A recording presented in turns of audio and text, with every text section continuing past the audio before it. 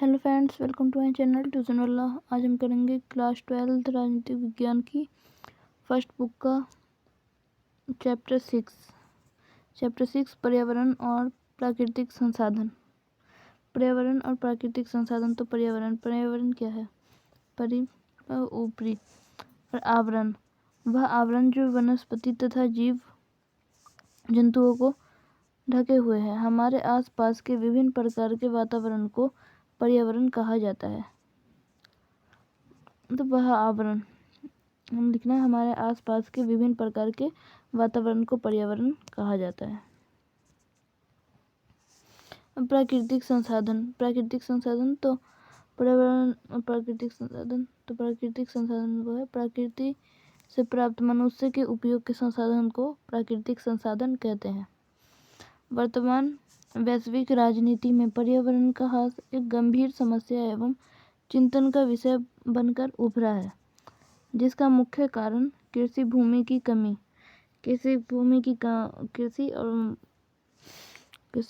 कमी, चारागाह एवं मत्स्य भंडार का अपक्ष, जलीय प्रदूषण एवं जल की कमी, वनों की कटाई जिसके कारण समाप्त होती जैव विविधता,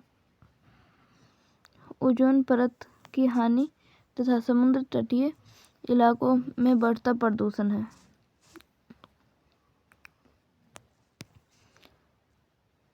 यहाँ पे समकालीन राजनीति में पर्यावरण की चिंताएं। समकालीन राजनीति में पर्यावरण की क्या क्या चिंताएं हैं? तो ओजोन पहला है, ओजोन परत में छेद, ज़्यादा प्रदूषण फैलने की वजह से पर्यावरण में ज़्यादा प्रदूषण फैलने की वजह से ओजोन परत में छेद हो गया। कृषि भूमि में कमी, कृषि की जो भूमि है वो बंजर हो गई, उसमें कृषि भूमि में कमी हो गई क्योंकि प्रदूषण बहुत फैल रहा है। वैश्विक तापमान में वृद्धि हो गई। और पीने योग्य जल की मात्रा में कमी, क्योंकि जो भी जल है वो प्रदूषित होता जा रहा है, तो पीने योग्य जल में कमी। बढ़ता प्रदूषण और सीमित संसाधन जो है वो सीमित ही है। मानव अस्तित्व को खतरा, ज़्यादा प्रदूषण बढ़ने की वजह से मानव अस्तित्व को खतरा भी हो रहा है। अब पर्यावरण की सुरक्षा के कुछ वैश्विक प्रयास है। तो वर्ष 1972 में प्रयास किया गया था। कल ओब्रोम ने लिमिट्स टू ग्रोथ पुस्तक प्रकाशित की थी, जिसका नाम था लिमिट्स टू ग्रोथ। परिणाम, इसका परिणाम हुआ था इसमें बढ़ती जनसंख्या के आलोक में प्राकृतिक संसाधनों के विनाश के अंदेशों को बताया गया है। और 1972 स्टॉकहोम सम्मेलन मानव पर्यावरण सम्मेलन कराया गया, जिसमें एक ही धरती की अनुगूंज सुनाई दी।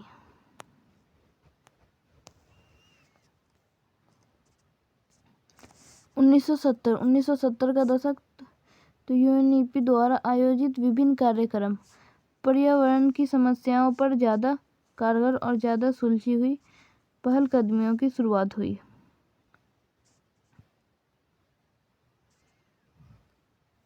1987 बर्टरलैंड report our common future.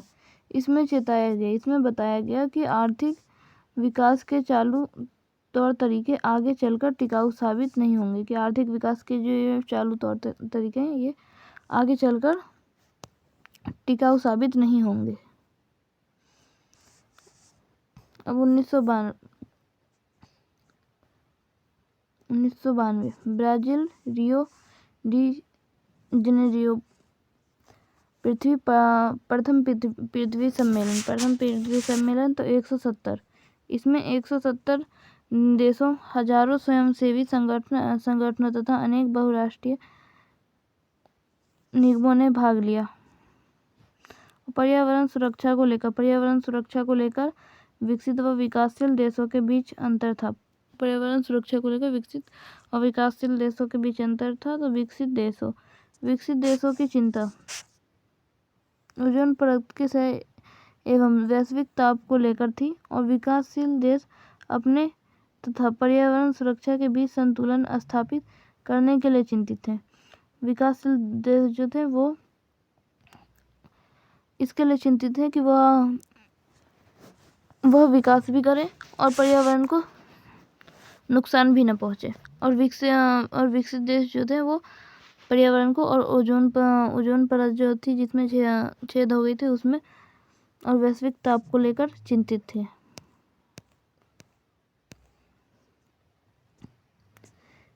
Agenda 21 तो इसमें विकास के तौर तरीके सुझाए गए थे। यह कहा गया कि आर्थिक वृद्धि का तरीका ऐसा होना चाहिए जिसे पर्यावरण को कोई नुकसान न पहुंचे, और इसे टिकाऊ विकास भी कहा गया है।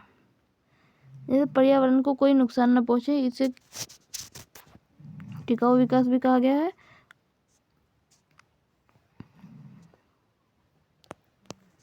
अब है 1997 क्योटो प्रोटोकॉल तो औद्योगिक देशों के लिए ग्रीन हाउस गैसों के उत्सर्जन को कम करने के लिए लक्ष्य निर्धारित किए गए। ग्रीन हाउस गैसों का जो उत्सर्जन था तो उसे कम करने के लक्ष्य निर्धारित किए गए। और 2002 में जोहान्सबर्ग दक्षिण अफ्रीका दूसरा पृथ्वी सम्मेलन हुआ था 2002 में, मूल रूप से दीर्घकालिक विकास पर केंद्रित था।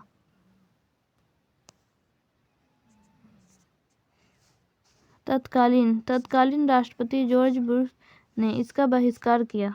तत्कालीन राष्ट्रपति जो थे जॉर्ज बुश, तो उन्होंने इसका बहिष्कार किया था दूसरा पृथ्वी सम्मेलन का। चीन व रूस 1957 के क्योटो प्रोटोकॉल को सहमति दे दी थी। चीन और रूस ने 1957 के क्योटो प्रोटोकॉल जो थे उसको सहमति दे दी थी। और ब्राजील ने एक प्रस्ताव के माध्यम से 2010 तक विश्व भर में कुल ऊर्जा के इस्तेमाल का 10% गैर परंपरागत स्रोतों से होने का लक्ष्य रखा था। अब 2010 में कानकुन सम्मेलन COP16 ग्रीन हाउस उत्सर्जन में कटौती की बात भी कही गई।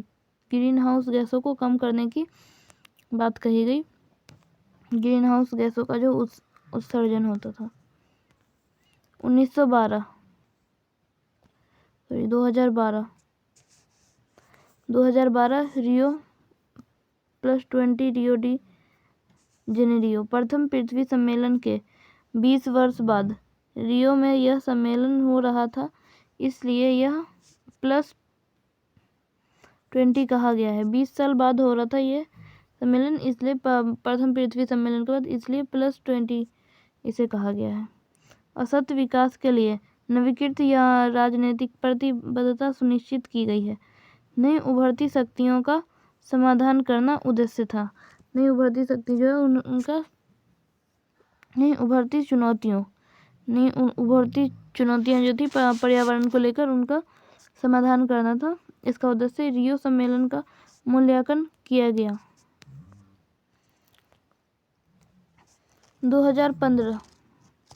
2015 पेरिस समझौता COP19 कॉन्फ्रेंस ऑफ पार्टीज यह 2020 में से लागू हुआ। ये जो था ये 2020 से लागू हुआ था और वैश्विक तापमान में बढ़ोतरी को 2 डिग्री सेल्सियस के भीतर सीमित करना। भारत ने 2 अक्टूबर 2016 को हस्ताक्षर किए और 2030 तक अपनी उत्सर्जन तीव्रता को 2015 के मुकाबले 35% तक कम करने का लक्ष्य रखा। अपनी उत्सर्जन तीव्रता जो थी वो 2015 के मुकाबले 33 और 35% कम करने का लक्ष्य रखा और 2030 तक और 2 अक्टूबर 2016 में हुआ था ये। अमेरिका ने स्वयं को इस समझौते से अलग रखा। अमेरिका इसमें शामिल नहीं हुआ था, उसने इस समझौते से स्वयं को अलग रखा। और 2016 विकासशील देशों द्वारा निर्धारित अभिष्ट राष्ट्रीय निर्धारित अंशदान को प्राप्त करने के लिए आवश्यक वित्तीय सहायता उपलब्ध कराना इसका मुख्य विषय था। साझी संपदा किसे कहते हैं? साझी संपदा उन संसाधनों को कहते हैं जिन पर किसी एक का नहीं बल्कि पूरे समुदाय का अधिकार होता है, जैसे संयुक्त परिवार का चूल्हा, चरागाह, मैदान, कुआं या नदी। इसमें पृथ्वी का वायुमंडल, अंटार्कटिका। साझी संपदा वो होता है जिसमें कि किसी एक का नहीं बल्कि पूरे समुदाय का अधिकार होता है। समुद्री सतह, बाहरी अंतरिक्ष भी शामिल है। इस दिशा में कुछ महत्वपूर्ण समझौते जैसे अंटार्कटिका संधि 1959 में हुई थी, और मॉन्ट्रियल न्यायाचार 1987 में हुआ था, और अंटार्कटिका पर्यावरणीय न्यायाचार 1991 में हो चुके हैं। अब साझी संपदा भिन्न जिम्मेदारियों। साझी संपदा की क्या क्या जिम्मेदारियां हैं? तो वैश्विक साझी संपदा की सुरक्षा को लेकर भी विकसित एवं विकासशील देशों में मत भिन्न है। विकसित देश इसकी सुरक्षा की जिम्मेदारी सभी देशों में बराबर बांटने के पक्ष में है। मतलब कि विकसित देश जो है तो इसकी सुरक्षा की जिम्मेदारी जो है वो विकसित देशों में बराबर बांटने का पक्ष है, परंतु विकासशील देशों को दो आधार पर विकसित देशों की इस नीति का विरोध करते हैं। पहला यह कि साझी संपदा को प्रदूषित करने में विकसित देशों की भूमिका अधिक है। मतलब कि साझी संपदा जैसे ओजोन परत में छेद हो गया या फिर पर्यावरण में प्रदूषण फैल रहा है, तो ओजोन परत जो है वो साझी संपदा है। तो उसमें जो प्रदूषण की वजह से छेद हुआ है तो उसमें विकसित देशों की ज़्यादा भूमिका है। विकसित देशों की ज़्यादा भूमिका इस प्रकार है क्योंकि विकासशील जो देश है उन्होंने उतना विकास नहीं किया है, लेकिन विकसित देशों ने विकास किया है और ज़्यादा से ज़्यादा उद्योग लगाए हैं, फैक्ट्रियाँ लगाई है, तो उसकी वजह से ज़्यादा प्रदूषण फैला है। दूसरा यह कि विकासशील देश अभी विकास की प्रक्रिया में है और विकासशील देश जो है वो अभी विकास करने की प्रक्रिया में है। अतः साझी संपदा की सुरक्षा के संबंध में विकसित देशों की जिम्मेवारी भी अधिक होनी चाहिए, क्योंकि विकसित देशों की वजह से ही ज़्यादा प्रदूषण फैला है, तो विकसित देशों की जिम्मेदारी अधिक होनी चाहिए साझी संपदा की सुरक्षा के लिए, तथा विकासशील देशों की जिम्मेदारी कम की जानी चाहिए। ताकि विकासशील देश अपना विकास भी कर सकें और पर्यावरण की सुरक्षा भी कर सकें। भारत ने भी पर्यावरण सुरक्षा के विभिन्न कार्यक्रमों के माध्यम से अपना योगदान दिया। 2002 क्योटो प्रोटोकॉल हस्ताक्षर एवं उसका अनुमोदन। 2005 में G8 देशों की बैठक में विकसित देशों द्वारा की जा रही ग्रीन हाउस गैसों के उत्सर्जन की कमी पर जोर। नेशनल ऑटो फ्यूल पॉलिसी के अंतर्गत वाहनों में स्वच्छ ईंधन का प्रयोग। वाहन जो चलते हैं तो उसमें स्वच्छ ईंधन का प्रयोग ताकि प्रदूषण कम फैले। 2001 में ऊर्जा संरक्षण अधिनियम पारित किया। 2003 में बिजली अधिनियम में नवीकरणीय ऊर्जा के इस्तेमाल को बढ़ावा दिया गया। भारत में बायोडीजल से संबंधित एक राष्ट्रीय मिशन पर कार्य चल रहा है। बायोडीजल से संबंधित एक राष्ट्रीय मिशन पे कार्य भी चल रहा है, और भारत SCARC के मंच पर सभी राष्ट्रों द्वारा पर्यावरण की सुरक्षा पर एक राय बनाना चाहता है। भारत में पर्यावरण की सुरक्षा एवं संरक्षण के लिए 2010 में राष्ट्रीय हरित प्राधिकरण NGT की स्थापना की गई। भारत विश्व का पहला देश है जहां अक्षय ऊर्जा के विकास के लिए अलग मंत्रालय है। कार्बन डाइऑक्साइड उत्सर्जन के प्रति व्यक्ति कम योगदान अमेरिका, कार्बन डाइऑक्साइड उत्सर्जन के प्रति कम योगदान जो है वो अमेरिका का 16 टन, जापान 8 टन, चीन 6 टन तथा भारत 1.38 टन। तो सबसे कम जो है वो भारत का ही है। भारत ने पेरिस समझौते पर 2 अक्टूबर पेरिस समझौता जो हुआ था 2 अक्टूबर 2016 पर हस्ताक्षर किए और 2030 तक भारत ने उत्सर्जन तीव्रता जो है वो 2005 के मुकाबले 33 और 35% कम करने का लक्ष्य रखा। 2030 तक 2016 में हस्ताक्षर किया और 2005 में उत्सर्जन तीव्रता जो हुई थी उसके मुकाबले 2030 तक 33 और 35% तक कम करने का लक्ष्य रखा। COP28 जर्मनी में भारत वृक्षारोपण व वन क्षेत्र की वृद्धि के माध्यम से 2030 तक 2.5 से लेकर 3 बिलियन टन CO2 के बराबर सिंक बनाने का वादा किया है। भारत कर्क व मकर रेखा के बीच स्थित सभी देशों के एक वैश्विक सौर गठबंधन के मुखिया के रूप में कार्य करेगा। पर्यावरण की सुरक्षा को लेकर विभिन्न देशों की सरकारों के अतिरिक्त विभिन्न भागों में सक्रिय पर्यावरणीय कार्यकर्ताओं ने अंतर्राष्ट्रीय एवं स्थानीय स्तर पर कई आंदोलन किए हैं,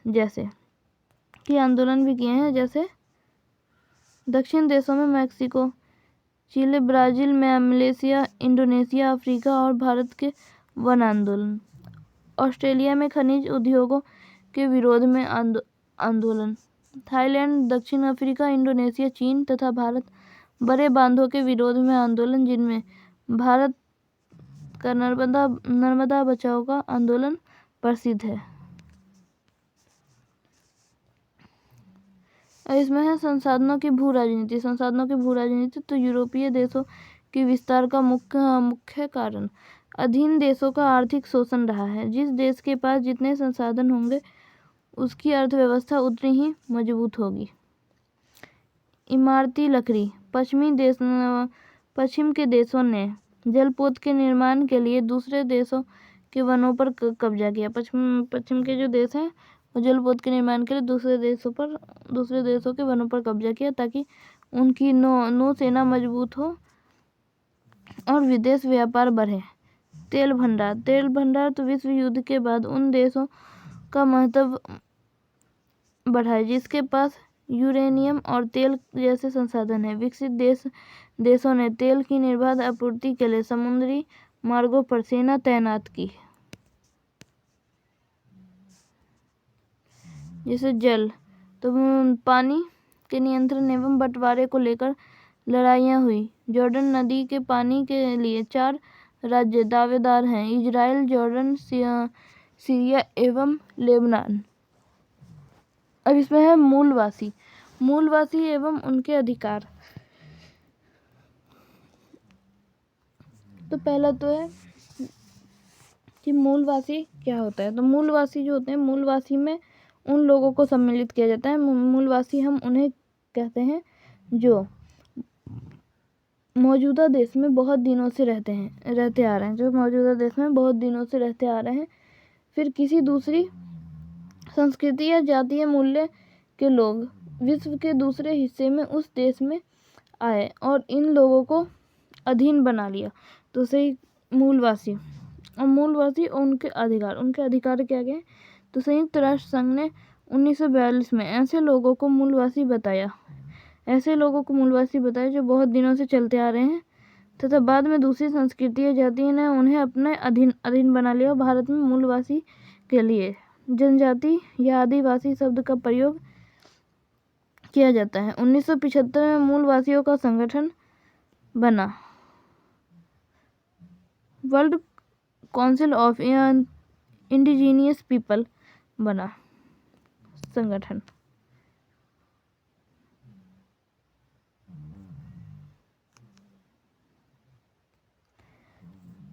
मूलवासियों की मुख्य मांग यह है कि इन्हें अपनी स्वतंत्र पहचान रखने वाला समुदाय माना जाए। दूसरे, आज़ादी के बाद से चली आ रही परियोजनाओं के कारण इनके विस्थापन एवं विकास की समस्या पर भी ध्यान दिया जाए और प्राकृतिक संसाधन प्रबंधन संरक्षण का उद्देश्य पारिस्थितिकी तंत्र में संतुलन बनाए रखने के लिए वनस्पतियों और जीवों की रक्षा का संरक्षण करें। हम मूल वासियों के निवास स्थान दक्षिण अमेरिका, अफ्रीका, दक्षिण पूर्व एशिया तथा भारत में है, जहां इन्हें आदिवासी या जनजाति कहा जाता है। तो ये था आपका 12th क्लास की राजनीतिक विज्ञान की फर्स्ट बुक का चैप्टर 5 के इम्पोर्टेंट नोट्स। इसमें जो भी टॉपिक है